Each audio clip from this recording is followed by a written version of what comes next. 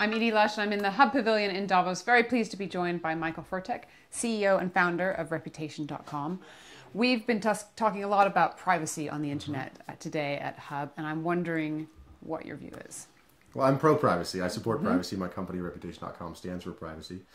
If you take a step back and you look at the first, say, $1 trillion of wealth that was created on the internet, and you set aside hardware companies and ISPs, 90% of what's left is essentially advertising, which means that we've created an advertising medium. And what does that entail? That means that Silicon Valley, what people like me are good at, is creating products that are distributed free, that we get you to use. Then we collect your data and we sell your data. And we may not sell it, we may share it, we may trade it, but we kind of transmit your data.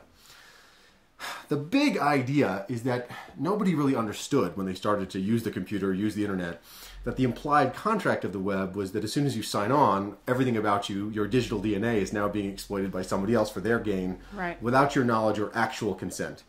And none of us who were there at the beginning of the internet, none of us who work there today, really knew or believed that this was the intended or best of all possible outcomes. In fact, I think we can imagine a better future, one in which your digital DNA, your information, remains within your control. You get to decide where it goes, who keeps it for how long. And in fact, you may even be able to monetize it. My blog post for the WEF yesterday was about how the future will allow you to monetize your data. So how's that going to work? If I want to tell Amazon what my favorite books are, then they have to pay me for it? Something like that. So the idea would be that your data will be valuable to you, and you'll be paid for your data in one of a few ways. Discounts, offers or status, cash, or maybe even privacy, that you actually get to navigate the web without, say, the e-commerce site knowing that you are the person who purchased that product. In fact, you purchased the product, but they only know that you were eligible, that you had a valid address, that they may never actually learn, and that you were able to pay for the product in a real way. So why do people come to your company, for example? What are you offering them? So Reputation.com protects reputation and privacy on the internet.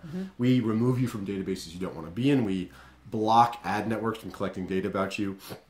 We return to you the ability to control your information on the web, whether you're a consumer, as we have customers in now over 100 countries, or you're an enterprise or a small business interested in managing how your information flows on the web, or even now some larger entities. Is it easy to be lambasted on the internet? Is it easy to become a kind of, I don't know, to have news spread about you that isn't true, and what can you do? Of course, a lot of people might say, well, I don't behave poorly on the web, so I have no problem on the web. In fact, that's the old view, and the real view is that your offline reality is not reflected online.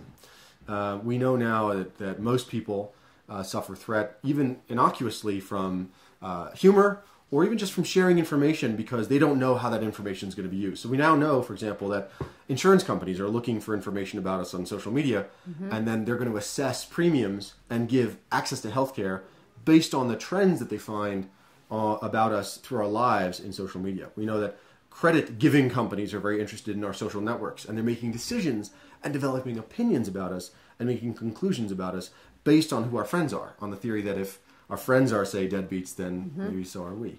So, unfortunately, none of us really thought this was going to happen. We all thought that, well, I like Nike, someone else likes Adidas, so maybe I'll see Nike shoe advertisements, and they see Adidas shoe advertisements. But in fact, these data are now being used by people for purposes we could never identify and will never know until the consequences actually are too late.